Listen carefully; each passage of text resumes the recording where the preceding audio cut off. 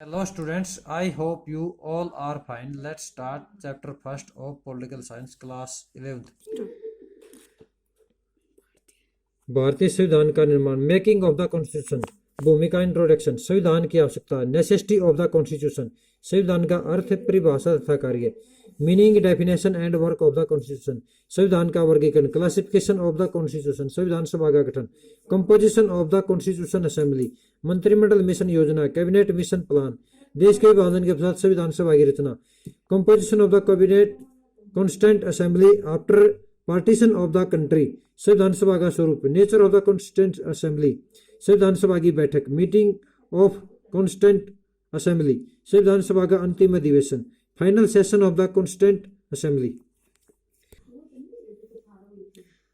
भारत 15 अगस्त 1947 को स्वतंत्र हुआ, परंतु हम पूरी तरह से स्वतंत्र नहीं थे क्योंकि हमारे पास स्वयं निर्मित कोई संविधान नहीं था।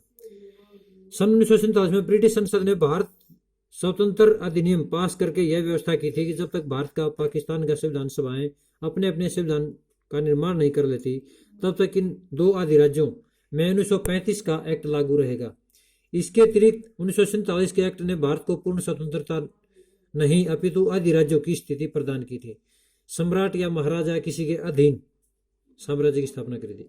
दिसंबर 1929 में देशवासियों ने लाहौर के निकट रावी नदी के किनारे के कांग्रेस के नेतृत्व में पूर्ण आजादी की मांग की थी। इंट्रोडक्शन के विषय में क्या है कि हम 15 अगस्त को आजाद तो हो गए थे 1947 को, लेकिन हम पूर्ण रूप से आजाद नहीं थे। इसका मीनिंग है क्योंकि हमारे पास अपना भारत का बना हुआ कोई भी संविधान नहीं था और अंग्रेजों ने यह कंडीशन लगा दी थी कि तब तक भारतीयों के पास अपना कोई संविधान नहीं होता तब तक वो अपने साम्राज्य का शासन नहीं चला सकते या राज्य का शासन नहीं चला सकते। और इसके अतिरिक्त हमारी ये भी समस्या आ गई थी क्योंकि भारत और पाकिस्तान ने जो संविधान समिति बनाई थी उसके अंदर दो टुकड़ों में भारत और पाकिस्तान अलग अलग विभाजित हो चुका था, लेकिन उसमें जो भी अलग अलग संविधान सभाओं के सदस्य थे वो दोनों अधिराज्यों में बढ़ चुके थे और इस वजह से अलग अलग होते हुए इनको इसके विषय में भारत ने अपनी इंट्रोडक्शन के बारे में बताया था। तो कोई भी देश अपने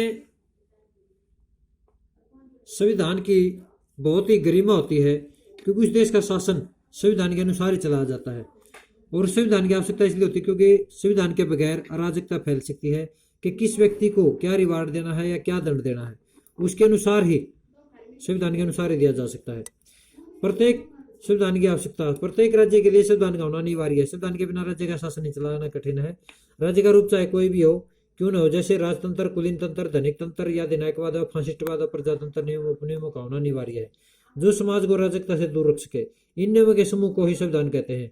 अफगानिस्तान में जहाँ तालिबान का शासन था लेकिन तालिबान के कुछ नियम, कायदे और कानून थे।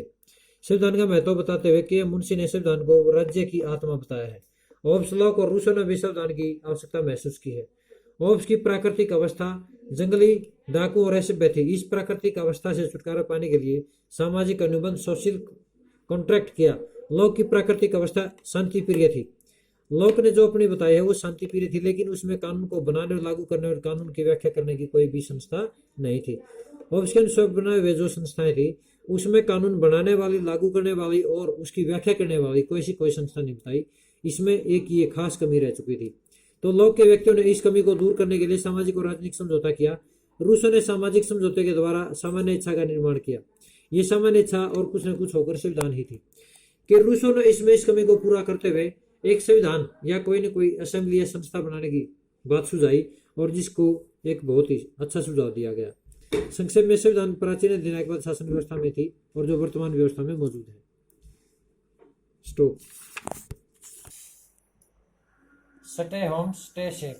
If you like my video, then please like, share and subscribe and not to forget to press bell icon. Thank you watching.